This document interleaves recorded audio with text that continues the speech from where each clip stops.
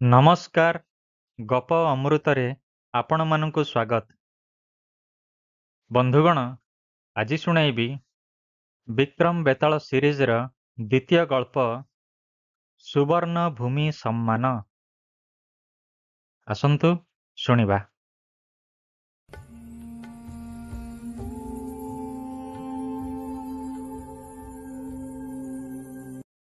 ଅବିଶ୍ରାନ୍ତ ରାଜା ବିକ୍ରମ ବୃକ୍ଷ ନିକଟକୁ ଫେରିଆସିଲେ ଏବଂ ଶବଟିକୁ ବୃକ୍ଷରୁ ଉତ୍ତାରି ଆଣିଲେ ଓ ନୀରବରେ ସବୁଦିନ ପରି ଶ୍ମଶାନ ଆଡ଼କୁ ଅଗ୍ରସର ହେଲେ। ଶବସ୍ଥିତ ବେତାଳ କହିବାକୁ ଆରମ୍ଭ କଲା, ରାଜା ବିକ୍ରମ, ମୁଁ ତୁମର ନିଷ୍ପତ୍ତି ଏବଂ ଉଦ୍ୟମର ପ୍ରଶଂସା କରୁଛି। ମୁଁ ଆଶ୍ଚର୍ଯ୍ୟ ହେଉଛି ଯେ ତୁମର ଉଦ୍ୟମ ପାଇଁ ଏହାର ସଠିକ୍ ପୁରସ୍କାର ପାଇବ କି ନା। ମୁଁ ତୁମକୁ ଜଣେ କଠିନ ପରିଶ୍ରମ କରୁଥିବା ଚାଷୀ ବିଷୟରେ ମନେ ପକାଇଦେବି, ଯେ କି ଉତ୍ତମ ଫଳ ଦର୍ଶାଇବା ସତ୍ତ୍ୱେ ପୁରସ୍କାର ନେବାକୁ ମନା କରିଥିଲା। ଏହି କାହାଣୀକୁ ମନ ଦେଇ ଶୁଣ, ତୁମର ଶ୍ରମଭାର ଲାଘବ ମନ ହୋଇପାରେ। ବେତାଳ ଏହା କହି କାହାଣୀଟି ଆରମ୍ଭ କଲା। ମୈତ୍ରେୟପୁରମ୍ ରାଜ୍ୟରେ ରାଜା ଆନନ୍ଦ ସେନ ରାଜତ୍ୱ କରୁଥିଲେ। ସେ କୃଷି କାର୍ଯ୍ୟକୁ ଭାରି ଭଲ ପାଉଥିଲେ। ଯେତେବେଳେ ପ୍ରଶାସନିକ ଦାୟିତ୍ୱରୁ ସମୟ ମିଳେ ସେ ତାଙ୍କର ଜମିର କୃଷି କାର୍ଯ୍ୟ ତଦାରଖ କରୁଥିଲେ। ସେ କୃଷି କୌଶଳରେ ପରିବର୍ତ୍ତନକୁ ଅନୁଧ୍ୟାନ କରୁଥିଲେ ଏବଂ ଅମଳ ବୃଦ୍ଧି କରିବା ପାଇଁ ଚେଷ୍ଟା କରୁଥିଲେ। ସେ ଯାହା ଅନୁଧ୍ୟାନ କରୁଥିଲେ ସମଗ୍ର ରାଜ୍ୟର ଚାଷୀମାନଙ୍କୁ ସେ ବିଷୟରେ କହୁଥିଲେ ଏବଂ ସେମାନଙ୍କୁ ଅଧିକ ଉତ୍ପାଦନ କରିବା ପାଇଁ ଉତ୍ସାହିତ କରୁଥିଲେ। ଥରେ ସେ ଗୋଟିଏ ପ୍ରତିଯୋଗିତା କରିବାକୁ ମନସ୍ଥ କଲେ, ଯେଉଁଠାରେ ଚାଷୀମାନେ ସେହି ବର୍ଷର ଶ୍ରେଷ୍ଠ ଅମଳ ଉପସ୍ଥାପିତ କରିବାର ଥିଲା। ପ୍ରତିଯୋଗିତାର ନିୟମ ଏବଂ ପୁରସ୍କାର ବିଷୟରେ ସମଗ୍ର ରାଜ୍ୟରେ ଘୋଷଣା କରିଦିଆଗଲା।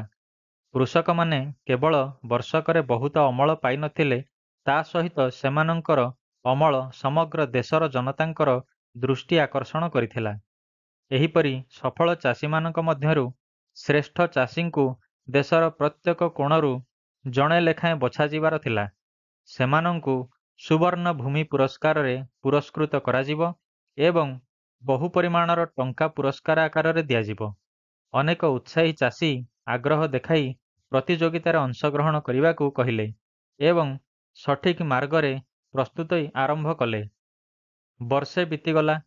ପୁରସ୍କାର ଘୋଷଣାର ଦିନ ପାଖେଇ ଆସୁଥାଏ। ଲୋକେ କିଏ ବିଜୟୀ ହେବ ଜାଣିବା ପାଇଁ ଉତ୍ସାହର ସହିତ ଅପେକ୍ଷା କରି ରହିଥାନ୍ତି। ରାଜଦରବାର ପୁରସ୍କାର ଘୋଷଣା ଦିବସରେ ପରିପୂର୍ଣ୍ଣ ହୋଇ ରହିଥାଏ। ରାଜାଙ୍କଠାରୁ ଅନୁମତି ନେଇ ମନ୍ତ୍ରୀ ମୈନକ ଠିଆ ହେଲେ ଏବଂ କହିଲେ, ମୁଁ ସମସ୍ତ ଚାଷୀଙ୍କୁ ସ୍ୱାଗତ କରୁଅଛି। ମଣିମା, ଆମର ରାଜା ଚାଷୀମାନଙ୍କର ବନ୍ଧୁ ଭାବରେ ପରିଚିତ। ବାସ୍ତବରେ ସେ ଚାଷୀମାନଙ୍କର ବନ୍ଧୁ ମଧ୍ୟ। ଏହି ପ୍ରତିଯୋଗିତା ଆପଣମାନଙ୍କ ଭିତରେ ଯେଉଁ ଉତ୍ସାହ ଜାଗ୍ରତ କରିଛି ତାହା ସ୍ପଷ୍ଟ ବାରି ହେଉଛି। ଏହି ବର୍ଷକ ମଧ୍ୟରେ ଅନେକ ଚାଷୀ କୃଷିକ୍ଷେତ୍ରରେ ନିଜକୁ ଉତ୍ସର୍ଗ କରିଦେଇଛନ୍ତି। ନିଜ ପୁଅ ଝିଅକୁ ପାଳିଲା ପରି ଶସ୍ୟର ଯତ୍ନ ନେଇଛନ୍ତି ଏବଂ ଢେର ଅମଳ ପାଇଛନ୍ତି। କିନ୍ତୁ ମାତ୍ର କେତେଜଣଙ୍କ ପାଇଁ ପୁରସ୍କାର ରହିଛି। ଆମେ କେବଳ 4 ଜଣଙ୍କୁ ବାଛିଛୁ। ଅନ୍ୟ ଚାଷୀବନ୍ଧୁମାନେ ନିରାଶ ହେବାର କୌଣସି କାରଣ ନାହିଁ। ମଣିମା ନିଷ୍ପତ୍ତି ନେଇଛନ୍ତି ଯେ ବର୍ତ୍ତମାନଠାରୁ ପ୍ରତିବର୍ଷ ଏହି ପ୍ରତିଯୋଗିତା ଆୟୋଜନ କରାଯିବ। ମୋର ଆଶା ଆପଣମାନେ ସମସ୍ତେ ଆଗ୍ରହ ଦେଖାଇବେ ଏବଂ ଶୃଙ୍ଖଳା ଅବଲମ୍ବନ କରିବେ ଓ ଏହି ପ୍ରତିଯୋଗିତାକୁ ଆଦର୍ଶ ପ୍ରତିଯୋଗିତା ଭାବରେ ପରିଚିତ କରାଇବେ। ଅନ୍ୟ ଦେଶଗୁଡ଼ିକରେ ମଧ୍ୟ ଏହାକୁ ଯେପରି ଅନୁସରଣ କରାଯିବ। ଏବଂ ଏହା କହି ମନ୍ତ୍ରୀ ମହୋଦୟ ଆସନରେ ବସିପଡ଼ିଲେ। ତାପରେ ରାଜା ରାଜପରିଷଦକୁ ସମ୍ବୋଧନ କରି କହିଲେ, ଆପଣମାନେ ଏହି ପ୍ରତିଯୋଗିତାରେ ଆଗ୍ରହ ପ୍ରଦର୍ଶନ କରିଥିବା ଏକ ଶୁଭ ସୂଚନା। ମୋର ଆଶା ଏହି ପ୍ରତିଯୋଗିତା ଆରମ୍ଭ କରିବାର ମୋର ନିଷ୍ପତ୍ତି ଅଧିକରୁ ଅଧିକ ବ୍ୟକ୍ତିଙ୍କୁ ଚାଷକୁ ବୃତ୍ତି ଭାବରେ ଗ୍ରହଣ କରିବା ପାଇଁ ଉତ୍ସାହିତ କରିବ। ମୁଁ ବ୍ୟକ୍ତିଗତ ଭାବରେ ବିଜେତାମାନଙ୍କର ନାମ ଏବଂ ସେମାନଙ୍କ ଉତ୍ପାଦର ବିବରଣୀ ପ୍ରଦାନ କରିବି, କାରଣ ଏହା ମୋର ଏକ ଅତି ପ୍ରିୟ ବିଷୟ। ପ୍ରଥମେ ଆସନ୍ତୁ ଆମ ରାଜ୍ୟର ପଶ୍ଚିମ ଅଂଶର ବିଜେତା ଚାଷୀ ରାମକୋଟିଙ୍କୁ ସ୍ୱାଗତ କରିବା। ଚାଷୀ ରାମକୋଟି ରାଜପରିଷଦକୁ ମୁଣ୍ଡ ନୁଆଇ ପ୍ରଣାମ କଲେ। ରାଜା କହିଲେ, ରାମକୋଟି, ପରିବା ଚାଷ ଉପରେ ଗୁରୁତ୍ୱ ଦେଲେ। ସେ ଏତେ ବଡ଼ ବଡ଼ ପରିବା ଅମଳ କରିଛନ୍ତି ଯାହା ପୂର୍ବରୁ କେବେ ଦେଖାଯାଇ ନଥିଲା। ସେ ଆପଣଙ୍କ ନିକଟରେ ତାଙ୍କ କ୍ଷେତର ଏକ ବିରାଟ କଖାରୁ ରଖିବେ। ଏହା କହି କଖାରୁଟି ରାଜଦରବାରକୁ ଆଣିବାକୁ ସଂକେତ ଦେଲେ। 4 ଜଣ ଚାଷୀ କଖାରୁଟି ଧରି ଗୋଟିଏ ଟେବୁଲ ଉପରେ ଆଣି ରଖିଲେ। ଲୋକେ ଏହାକୁ ଦେଖି ବିଶ୍ୱାସ କରିପାରିଲେ ନାହିଁ। ଏହା 100 ଲୋକଙ୍କ ପାଇଁ ତରକାରୀ କରି ଖାଇବାକୁ ଦେଇଦେବ। ତାପରେ ରାଜା ତାଙ୍କୁ ସୁବର୍ଣ୍ଣଭୂମି ସମ୍ମାନରେ ସମ୍ମାନିତ କଲେ ଏବଂ ତାଙ୍କ କାନ୍ଧରେ ଚାଦର ପକାଇ ତାଙ୍କୁ ସମ୍ବର୍ଦ୍ଧିତ କରିବା ସହିତ ପୁରସ୍କାର ରାଶି ପ୍ରଦାନ କଲେ। ଦେଶର ଉତ୍ତର ଭାଗ ପାଇଁ ପୁରସ୍କୃତ ହୋଇଥିଲେ ସୋମ ଶର୍ମା। ତାଙ୍କର କେବଳ ଛୋଟିଆ ଜମି ଖଣ୍ଡିଏ ଥିଲା। ସେ ସେଥିରେ ଶାଗ ଚାଷ କରୁଥିଲେ। ତାଙ୍କ କ୍ଷେତର ଗୋଟିଏ ଶାଗପତ୍ର ଟେବୁଲ ଉପରେ ରଖାଯାଇଥିଲା। ସେହି ଶାଗପତ୍ର ଉପରେ ଗୋଟିଏ ବର୍ଷକର ଶିଶୁ ଆରାମରେ ଶୋଇପାରିବା, ଏହା ଦେଖି ଅନ୍ୟମାନେ ତାଳି ମାରିଲେ। ସୋମ ଶର୍ମାଙ୍କୁ ମଧ୍ୟ ମଞ୍ଚ ଉପରେ ସମ୍ମାନିତ କରାଗଲା। ଦେଶର ଦକ୍ଷିଣ ଅଂଶ ପାଇଁ ଚାଷୀ ମାଧବକୃତିଙ୍କୁ ବିଜେତା ଭାବରେ ବଛାଗଲା। ରାଜା ଆନନ୍ଦ ସେନ ଚାଷୀଙ୍କର ସଫଳତା ବିଷୟରେ କହିଲେ, ନିକଟରେ ମୁଁ ମୋର କର୍ମଚାରୀଙ୍କ ସହିତ ଭ୍ରମଣ କରୁଥିଲି। ମାଧବକୃତିଙ୍କ କ୍ଷେତ ଦେଖିଲି। ପବନରେ ତାଙ୍କ କ୍ଷେତ୍ରର ଆମ୍ବର ବାସ୍ନା ଭାସି ଆସୁଥିଲା। ସେହି ସୁବାସ ଆଘ୍ରାଣ କରି ମୋର ଭୋକ ଦୂର ହୋଇଗଲା ଏବଂ ଝୁଡ଼ିଏ ଆମ୍ବ ଖାଇବା ପରି ଆନନ୍ଦ ଅନୁଭବ କଲି। କେବଳ ସେତିକି ନୁହେଁ, ମୋର ସମସ୍ତ ରାଜକର୍ମଚାରୀ ମଧ୍ୟ ସେହିପରି ଅନୁଭବ କଲେ। ତାପରେ ଆମେ ଜାଣିବାକୁ ପାଇଲୁ ଯେ ତାଙ୍କ ଆମ୍ବ ବଗିଚା ନିକଟରେ ବହୁ ରୋଗୀଙ୍କର ରୋଗ ଦୂର ହୋଇଯାଇଛି। ମୁଁ ତାଙ୍କର ଏହି ସ୍ୱତନ୍ତ୍ର ଦକ୍ଷତାର ସାକ୍ଷୀ। ରାଜା କହିବା ଶେଷ ପରେ ମାଧବକୃତିଙ୍କର ବଗିଚାରୁ ଅଣାଯାଇଥିବା ଝୁଡ଼ିଏ ଆମ୍ବ ରଖି ଆଣି ଟେବୁଲ ଉପରେ ରଖିଲେ। ତାର ସୁବାସ ରାଜପରିଷଦରେ ବ୍ୟାପିଗଲା। ଚାଷୀ ମାଧବାକୃତିଙ୍କୁ ମଧ୍ୟ ସମ୍ମାନିତ କରାଗଲା। ଶେଷରେ ଦେଶର ପୂର୍ବାଞ୍ଚଳ ଚାଷୀ ବିପକ୍ଷଙ୍କୁ ବିଜୟୀ ଭାବରେ ଘୋଷଣା କରାଗଲା। ଏହା ଥିଲା ଏକ ଶୁଷ୍କ ଅଞ୍ଚଳ। ଏଠାରେ ଖୁବ୍ କମ୍ ବର୍ଷା ହୁଏ। ଏହି ଅଞ୍ଚଳରେ ଚାଷବାସ କରିବା ପ୍ରାୟ ଅସମ୍ଭବ କାର୍ଯ୍ୟ। କିନ୍ତୁ ଚାଷୀ ବିପକ୍ଷ ଏହା ସମ୍ଭବ କରିଥିଲେ। ତାଙ୍କର ଧାନକ୍ଷେତ୍ରରେ ନିୟମିତ ପାଣି ଦେବାକୁ ପଡୁଥିଲା। ଅବଶ୍ୟ ବିପକ୍ଷ କେବଳ ଶୁଖିଲା ଜମିରେ ଧାନ ଚାଷ କରିନଥିଲେ, ତାହା ସହିତ ଭଲ ଅମଳ ମଧ୍ୟ ପାଇଥିଲେ। ମୁଁ ଭାବୁଛି ଏପରି ଉଦୀୟମାନ ଚାଷୀଙ୍କୁ ଉତ୍ସାହିତ କରିବା ଏବଂ ସମ୍ମାନିତ କରିବା ଠିକ୍ କାର୍ଯ୍ୟ ହେବ। ଚାଷୀ ବିପକ୍ଷ ସମବେତ ଜନତାଙ୍କ ସମ୍ମୁଖରେ ମୁଣ୍ଡ ନୁଆଇଲେ। ତୁରନ୍ତ ଜଣେ ବ୍ୟକ୍ତି ସମବେତ ଜନତାଙ୍କ ମଧ୍ୟରୁ ଉଠି ଆସିଲେ। ତାଙ୍କର ନାମ ଥିଲା ଭୈରବନାଥ। ସେ କହିଲେ, ଆଜ୍ଞା ମଣିମା, ମୁଁ ଆପଣଙ୍କ ଅନୁମତି କ୍ରମେ ରାଜପରିଷଦର ଦୃଷ୍ଟି ଆକର୍ଷଣ କରିବାକୁ ଚାହୁଁଛି। କିଛି କଥା କହିବାକୁ ଚାହେଁ। ଆନନ୍ଦ ସେନ ମୁଣ୍ଡ ହଲାଇ ହଁ କଲେ। କହିଲେ, ଭୈରବ, ରାଜାଙ୍କର ଦାୟିତ୍ୱ ହେଉଛି ଜନତାଙ୍କର ମତାମତକୁ ସମ୍ମାନ ଦେବା। ତମ ମନରେ ଯାହା ଅଛି କୁହ। ଭୈରବ କହିଲେ, ଆଜ୍ଞା ମଣିମା, ବିପକ୍ଷ ଯେଉଁ ଜମିରେ ଚାଷ କରିଥିଲା ସେ ଜମିଟି ମୋର। ସେ 2 ବର୍ଷ ପାଇଁ ଲିଜରେ ଜମିଟି ନେଇଛି। ମୋ ଜମିର ଉର୍ବରତା କାରଣରୁ ବିପକ୍ଷ ଭଲ ଅମଳ ପାଇଛି। ତେଣୁ ଏହି ସଫଳତାରେ ମୁଁ ମଧ୍ୟ ଭାଗୀଦାର। ତେଣୁ ବିପକ୍ଷକୁ ପୁରସ୍କାର କରିବା ଠିକ୍ ହେବ କି? ଭୈରବନାଥ ପ୍ରଶ୍ନ କଲେ। ତୁମ ଜମି ହୁଏତ ବହୁତ ଉର୍ବର ଥିଲା, କିନ୍ତୁ ବିପକ୍ଷ ହିଁ ତାହାକୁ ବ୍ୟବହାର କଲା।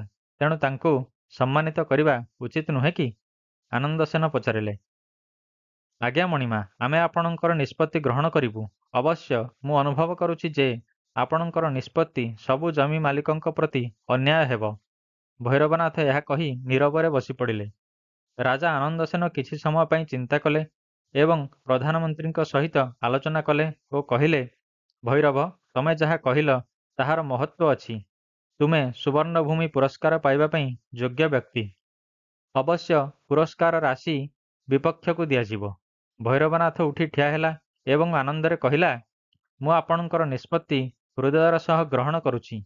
କେବଳ ସେତିକି ନୁହେଁ, ମୁଁ ଚାଷୀ ବିପକ୍ଷକୁ ପୁରସ୍କୃତ କରିବା ପାଇଁ ମୋ ତରଫରୁ ପୁରସ୍କାର ରାଶି ସହିତ 50,000 ବାରାହା ପ୍ରଦାନ କରିବି। ବିପକ୍ଷ ରାଜାଙ୍କର ନିଷ୍ପତ୍ତିରେ ଅପମାନିତ ହେବା ପରି କୌଣସି ସୂଚନା ଦେଲା ନାହିଁ। ସେ ଆନନ୍ଦର ସହିତ ପୁରସ୍କାର ରାଶି ଗ୍ରହଣ କଲା।